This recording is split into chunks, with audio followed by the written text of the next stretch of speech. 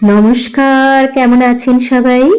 আবারও জীবনের ওঠা পড়ার নতুন দিনের নতুন একটা ব্লগ ভিডিও নিয়ে চলে এলাম আপনাদের সঙ্গে।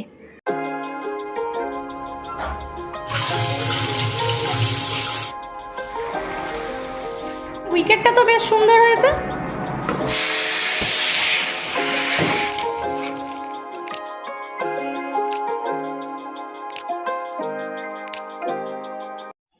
আজকে আপনাদের সাথে আলোচনা করব প্রথম 1,00,000 টাকা কিভাবে জমাবেন জাপানি পদ্ধতিতে।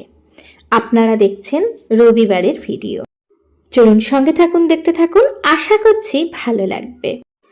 প্রথমে কিছু ভিডিও সংক্রান্ত আলোচনা করে নিই। এই যে এখন কিন্তু আমি ওই যে বাসন টাসন মেজে রাখা হয় সেগুলোই কিন্তু শুকিয়ে গেছে, সেগুলোকে একটু ভালো করে গুছিয়ে নিচ্ছি, কারণ এই কাজগুলো সবার আগে করে নিলে আমার একটু সুবিধা হয়। আর আজকে যেহেতু রবিবার, সবার ছুটি, সকলে ঘরে, তাই কাজটাও কিন্তু একটু বেশি, তাই না? আর তার মধ্যে ছোট ছেলের শরীরটা একটু খারাপ। কালকে তো এমনিতেই আমার শরীরটা খারাপ হয়েছিল, আর এখন কিন্তু ছোট ছেলেরও একটু শরীরটা খারাপ হয়েছে, তার জন্য ওকেও একটু দেখতে হয়েছে। এদিকে কিন্তু অনেকগুলো কাপড় জামা কাচা হয়েছে। বৃষ্টি যদিও সকালবেলায় এক পশলা হয়ে গেছে, তারপরে কিন্তু এখন থেমে গেছে। এখন না জানেন তো, আগের মতো আর বৃষ্টি হয় না। গোয়াতে ভীষণভাবে বৃষ্টি হতো অনবরত সব সময়, কিন্তু এবছর নাকি বৃষ্টির পরিমাণটা একটু কম আছে। যদিও আমাদের ভালোই লাগছে, তবে আমার মনে হয় মাঝে মাঝে যদি চাষের ক্ষতি হয়, এটাই আর কি। যেহেতু এখানে প্রচুর পরিমাণে চারিদিকে জঙ্গল গাছপালা, এর জন্য আর কি। চলুন আমি কাজগুলো করতে থাকি আর তার সাথে আপনাদের সাথে আলোচনা করি। আচ্ছা, আমরা যদি ভাবি যে আমরা এত বছর ধরে যে যাই কাজটা করছি না কেন, আমাদের কাছে কাজ করে আমরা কত টাকা এত দিনে জমাতে পেরেছি, ধরুন একান্তে বসে আপনি যদি ভাবেন, তাহলে তার উত্তর আপনার কাছে কত হতে পারে বলে মনে হয়? আপনার কি মনে হয় হট করে যদি কোনো অসুবিধা হয়, তাহলে মোটা অঙ্কের যদি টাকা লাগে, সঙ্গে সঙ্গে এক মুহূর্তেই আপনি সেটা বের করে দিতে পারবেন?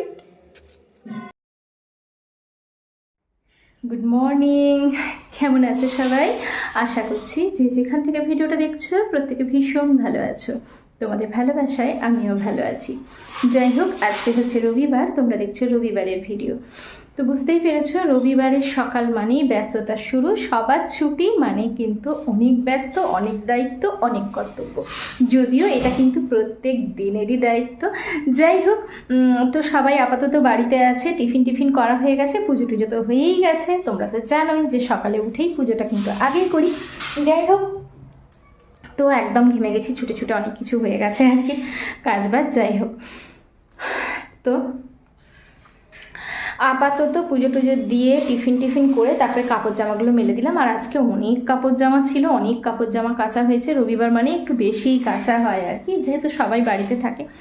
ভাবি যে একটু বেশি যেগুলো এত মানে জমা থাকে আর কি দুদিন ধরে, সেগুলো কেচে নিই প্রত্যেক দিন। যদিও প্রত্যেক দিনেরটা কাচি, তবুও কিছু কিছু কাপড় জামা থাকে না যেগুলো, যেমন স্কুল ইউনিফর্ম, আরে সেই সমস্ত জিনিসগুলো তো রবিবার দিন কাচা হবেই হবে। যাই হোক, কাপড় জামা সব মেলে দিয়েছি। চলুন এবার রান্নাঘরে যাব, আপনাদেরকেও সাথে নিয়ে যাব। চলুন সঙ্গে থাকুন, দেখতে থাকুন, আশা করছি ভালো লাগবে। কখনো কখনো দেখবেন এমনটা আমাদের মনে হয় যে অনবরত পরিশ্রম করেও মাসের শেষে বা বছরের শেষে কিছুই হয়তো জমাতে পারি না। হঠাৎ করে যদি মোটা অঙ্কের টাকা লাগে, ফট করে কিন্তু আমরা বের করতে পারবো না। অথচ জাপানে একটা মিডল ক্লাস ফ্যামিলিতেও অনেক অনেক টাকা কিন্তু সঞ্চয় করতে হয়। বাহ, তোদের উইকেটটা তো বেশ সুন্দর হয়েছে। এত ফ্যান চালাস না, ওর শরীরটা ভালো নেই। এই যে এই 3 শাক ছিল, আর তার সাথে বাড়ির যেগুলো আছে, মানে যেগুলো আপনাদের দাদা এনেছে, শাকটা ভাজা করে নেবো আর কি, সব মিক্সড করে। তো গাছের শাক বেশ ভালোই লাগে, তবে হ্যাঁ বেশি থাকতে থাকতে মানে হয় না, কয়েকটা রয়ে যায় আর কি। সেই 3টে বেঁচে ছিল, তোলা হয়নি কখনো হয়তো। যাই হোক, হয়ে যাবে। আসলে জায়গা যদি অনেকটা থাকে না, তাহলে লাগানো যায়, কিন্তু জায়গা তো সেরকম নেই। এই ছোট্ট বেলকুনিতে নিজের শখের জন্য যেটুকু পারি সেটুকু করার চেষ্টা। আজকে যেহেতু রবিবার, আপনাদের দাদা কিন্তু যথেষ্ট বাজার টুকটাক করে নিয়ে এসেছেন। তবে বেশি বাজার করতে বারণই করেছি। তবে সবজি বাজারগুলো এখন আর ধোবো না, মোটামুটি যেগুলো আমার দরকার সেগুলো ধুয়ে নেবো, আর সাথে বাচ্চাদের কিছু ফল আছে সেগুলোকে ধুয়ে রাখতে হবে, যেহেতু ওরা খাবে। আর যাই হোক, যেটা বলছিলাম, এবার হয়তো বলবেন যে এর পেছনে আছে স্যালারি বা বেশি মোটা অঙ্কের টাকা বা বেশি মোটা অঙ্কের ব্যবসা। না বন্ধুরা, স্যালারি নয়। আজকে আমি এমন একটা পদ্ধতি আপনাদের সাথে আলোচনা করতে চলেছি, যাতে আপনাদের স্যালারি যদি 10,000 হয়, 15,000 হয় বা 50,000, যাই হোক না কেন, ন্যূনতম স্যালারিতেও আপনারা বা আপনারা যে কাজটাই করেন, যে ব্যবসাটাই করেন, ন্যূনতম স্যালারি বা ন্যূনতম টাকাতেও আপনারা কিন্তু খুব সুন্দরভাবে জাপানি পদ্ধতিতে সঞ্চয় করতে পারবেন। এটাই আমি আপনাদের সাথে আলোচনা করব। তাই বলবো একেবারে সুন্দরভাবে কিন্তু প্রত্যেকটা টিপস মনে রাখার চেষ্টা করবেন এবং পুরো ভিডিওটা সঙ্গে থাকার চেষ্টা করুন। আর হ্যাঁ, যদি ভিডিওটা কিছু অংশ ভালো লেগে থাকে তাহলে বলবো, এখনো যদি আমার ভিডিওতে আছেন, একটা লাইক দিয়ে সাথে থাকুন। প্রথমেই আমি বলবো, পয়সা খরচা হওয়ার বড় কারণ হলো 3টে। যখন 20,000 টাকা স্যালারি ছিল তখন ছোট ঘরে মানুষ খুশি থাকে, ঠিক আছে।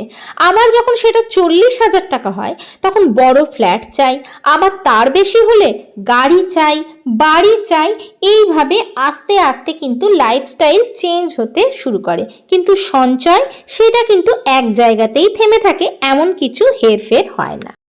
ঠিক সেখানে জাপানে প্রথম থেকেই বাচ্চাদেরকেও শেখানো হয়, আগে কিছু নিজের জন্য সরিয়ে রাখো বা ভবিষ্যতের জন্য আগে কিছু সরিয়ে রাখো, তারপরে বাকি যে টাকাটা তোমার কাছে থাকবে সেখান থেকে সব খরচা তুমি করো। যেটা ছোট থেকেই ওদেরকে শেখানো হয় যে প্রথমে আগে কিছু অঙ্কের টাকা তুমি সরিয়ে রাখো। নাম্বার 2 নম্বরে যেটা আছে সেটা হচ্ছে, কখনো আমরা ভাবি লোকে কি বলবে। এই লোকে কি বলবে তার জন্য কিন্তু হাজার হাজার টাকা আমরা কিন্তু খরচা করে ফেলি। কখনো এই টাকা খরচা করতে গিয়ে বড় বড় অঙ্কের কিন্তু টাকা আমাদের বেরিয়ে যায়, সেটা আমরা কিন্তু বুঝতেই পারি না। এটা কিন্তু একটা বড় আমাদের ভুল। আর 3 নাম্বার হচ্ছে, আমাদের আর একটা খাতে বেশি টাকা খরচা হয়, সেটা হচ্ছে উৎসব পালা পার্বণ। একদম তাই, অনেক রকমের উৎসব আমাদের কিন্তু হয়ে থাকে।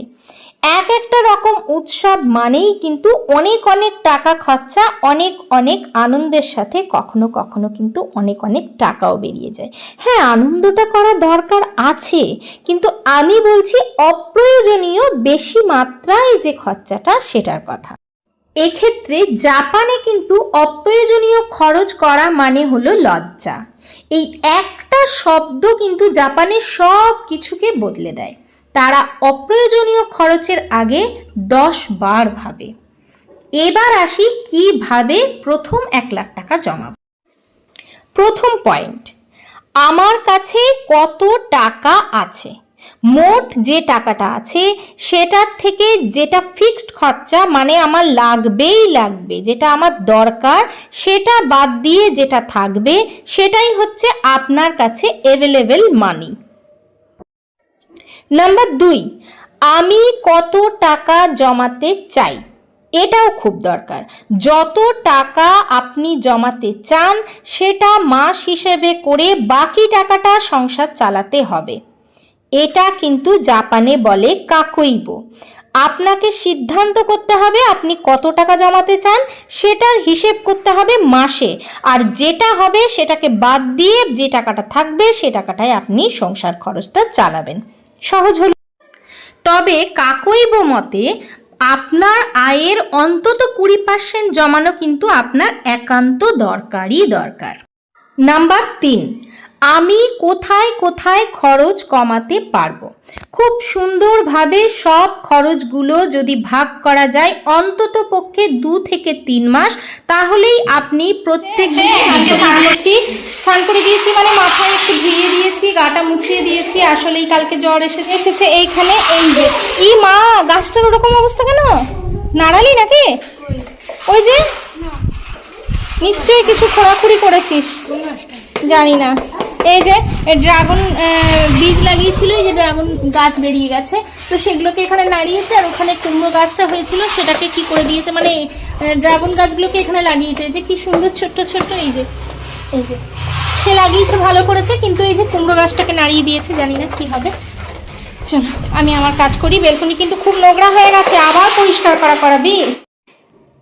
কারণ লিখে লিখে হিসেব করলে সেটা কিন্তু আপনার বেরিয়ে যাবে কোনটা আপনার দরকার নেই। চলে আসবি। নাম্বার 4, এ মাসে আমি কেমন খরচ করলাম মাসের শেষে বসে সেটার হিসেব করে পরের মাসের জন্য রেডি হন। সব থেকে কম যদি 15 থেকে 25ও আপনার স্যালারি হয়, তাহলেও প্রত্যেক মাসে 3000 টাকা আপনি বাঁচাবেন এবং পুরোটাই এমার্জেন্সি ফান্ডে রাখবেন। 3 মাস এমার্জেন্সি ফান্ডে রাখার পর চতুর্থ মাস থেকে আপনি সেই টাকাটা ফিক্সড ভাবে রেখে দিতে চেষ্টা করবেন। এইভাবে যদি আপনি ফিক্সড রেখে দিতে চেষ্টা করেন, তাহলে 20 থেকে 25 মাস পর আপনি অবশ্যই 1 লাখ টাকা হাতে পাবেন। বিকেলবেলায় ছেলেরা নিচে একটু খেলতে গেছে, আর এখন বৃষ্টি। ভিডিওতে নতুন বন্ধু এসে থাকলে অবশ্যই চ্যানেলটাকে সাবস্ক্রাইব করে পাশে থাকার অনুরোধ রইল। সবার জন্য অনেক অনেক ভালোবাসা, আন্তরিক শুভেচ্ছা জানিয়ে আজকের ভিডিওটা এখানেই শেষ করছি। দেখা হচ্ছে পরবর্তীকালে নতুন ভিডিওর সাথে। ততক্ষণ পর্যন্ত টাটা।